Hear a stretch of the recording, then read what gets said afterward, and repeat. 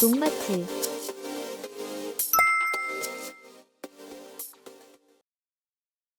양파 생육은 초기에 기초를 잘 다지는 것도 중요하지만 재배 중간에 필요한 영양을 제대로 공급하는 것도 관건입니다.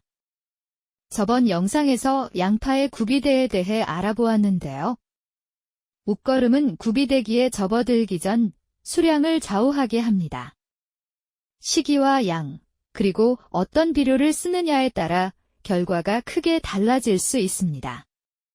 너무 늦거나 과하게 주면 오히려 역효과도 날 수 있으니 오늘 영상을 참고하시고 건강한 양파를 재배해 봅시다. 오늘은 양파 옷걸음에 대해 알아보도록 하겠습니다. 옷걸음에 대해 알아보기 전에 밑거름부터 간략히 알아보도록 하겠습니다. 양파도 일반 작물과 같이 밑거름 주는 방법은 비슷합니다. 토양 검정 후 퇴비와 석회는 정식이에서 4주 전에 살포하고 경운하는 것이 좋습니다. 일반적으로 후작물이 있을 경우 수확 후 바로 양파를 정식해야 할 경우는 불가능하지만 가급적 미리 퇴비와 석회를 살포하는 것이 좋습니다. 정식 직전 석회와 질소 비료를 함께 줄 경우 암모니아 가스가 발생하여 질소질 성분이 휘발할 수 있습니다. 양파 밑거름은 다른 작물과 달리 밑거름 비중이 다른데 보통 작물은 질소와 칼륨의 경우 밑거름과 옷걸음을 비율을 반으로 사용하지만 양파는 약 35대 65의 비율로 옷걸음 비중이 높은 편입니다. 이와 같은 이유는 양파는 월동 전에는 뿌리를 충실히 내리고 월동 후 생육기간이 길고 생육이 왕성하게 일어나기 때문입니다. 비료 사용량은 표준 12량을 기준으로 하여 지역, 재배 목적, 토양 특성 등을 감안하여 가감하여 사용하는 것이 바람직합니다. 옷걸음. 옷걸음은 주는 시기나 양에 따라 양파 생육과 수량에 영향을 주는 것은 물론이고 저장성에도 크게 영향을 미칩니다. 옷걸음 주는 시기는 품종이나 지역에 따라 다르며 조생종은 만생종보다 빨리 옷걸음을 줍니다. 지역적으로는 해동이 빠른 남부지역일수록 옷걸음 시기가 빠르며 저장을 목적으로 하는 중만생종 품종은 마지막 옷걸음 주는 시기를 3월 중순까지 끝내야 저장 중 부패가 적습니다. 논토양 양파 재배에서 옷걸음을 2월 상순, 2월 하순, 3월 하순에 3회로 분시할 경우 관행의 2회 분시에 비해 상품 수량이 증가하고 저장 손실량이 적습니다. 멀칭 재배 시 옷걸음을 주는 것이 어려워 고형 비료를 멀칭한 비닐 위에 뿌려주는 방법을 이용하고 있습니다. 그러나 이러한 방법은 비료가 토양 수분에 의해 바로 녹아 식물체에 흡수되는 무멀칭 재배에 비해 그 효과가 많이 떨어집니다. 때문에 농가에서는 비료의 효율을 증진시키기 위해 비가 올 때를 기다렸다가 옷걸음을 4에서 5회 주는 경우가 많습니다. 이 경우 옷걸음 주는 노력도 많이 들고 비료가 필요한 시기에 맞추지 못할 뿐 아니라 강우 시기에 따라서 늦게까지 옷걸음을 주게 되어 저장력이 떨어질 수 있습니다. 고형 비료를 직접 살포하는 대신 고형 비료를 물에 녹여 물비료로 만들어 2월과 3월에 2회 살포하면 비료의 손실을 막고 그 효과도 늘어납니다. 물비료로 옷걸음을 하려면 토양이 습할 때는 물 200리터, 건조할 때는 물 400리터 이상의 옷걸음 주는 비료의 양을 충분히 녹인 뒤 방제처럼 분무기로 골고루 살포하면 됩니다.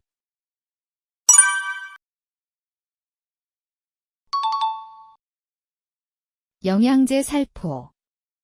연면 시비는 토양에 비료를 주는 것이 아니라 생육기에 양파 잎에 살포하는 것을 의미합니다. 연면 시비는 가뭄이나 과습, 장기간 일조 부족 등 뿌리로부터 양수분이 원활하게 흡수하지 못할 경우 살초합니다.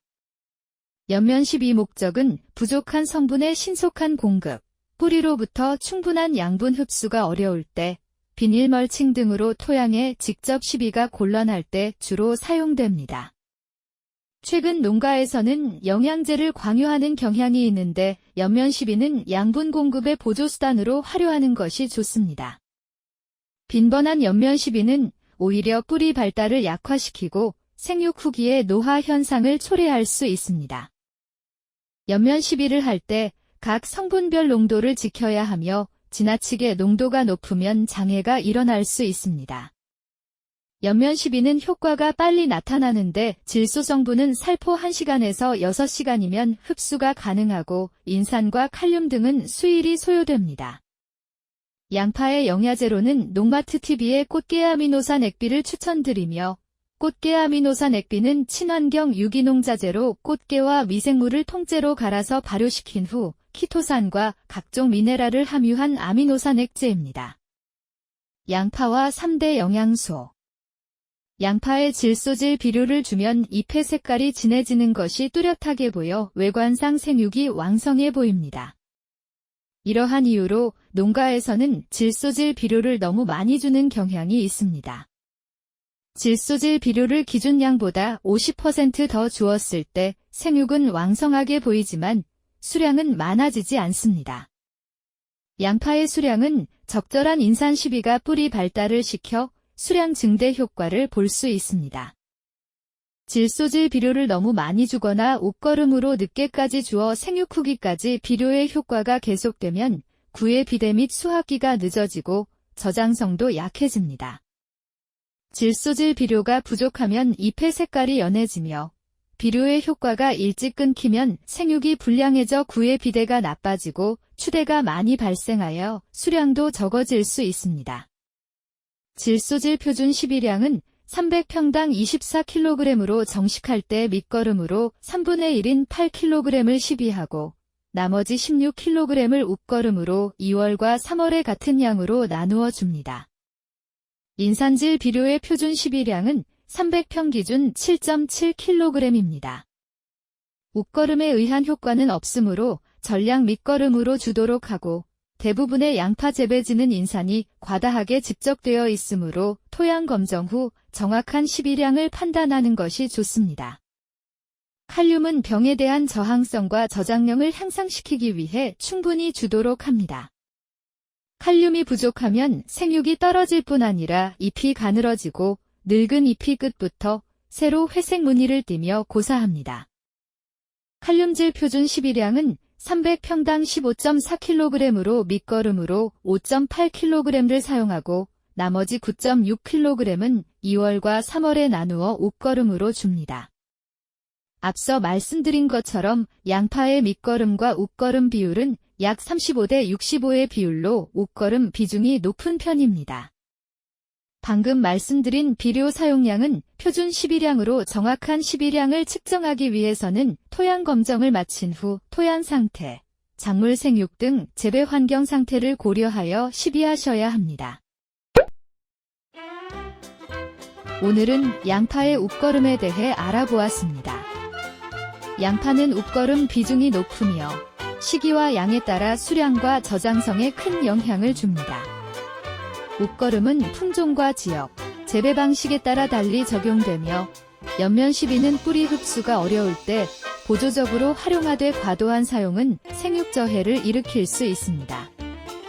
질소, 딘산, 칼륨 비료는 각각의 표준 시비량을 기준으로 밑거름과 웃거름을 나누어 주며 토양 검정을 통해 정확히 시비하는 것이 중요합니다. 저희 농마트TV는 농업 현장의 고민을 함께 해결하는 농자재 전문 플랫폼입니다. 비료, 영양제, 병해충 관리자 대뿐만 아니라 유기질 비료까지 검증된 자재만 엄선해서 믿고 쓸 수 있는 제품만을 추천드립니다. 어떤 작물에 어떤 자재가 필요한지 고민이 되신다면 댓글이나 농마트TV 연락처로 문의를 주시면 정확한 상담과 제품 추천을 도와드리겠습니다. 농마트TV 사이트 주소는 아래 댓글에 남겨놓을 테니 많은 방문과 관심 부탁드리겠습니다. 농가분들을 위해 좋은 자재, 합리적인 선택으로 더 나은 수확을 함께 만들어 가겠습니다. 농마트TV 구독과 좋아요 부탁드리겠습니다. 오늘 영상을 시청해주셔서 감사합니다.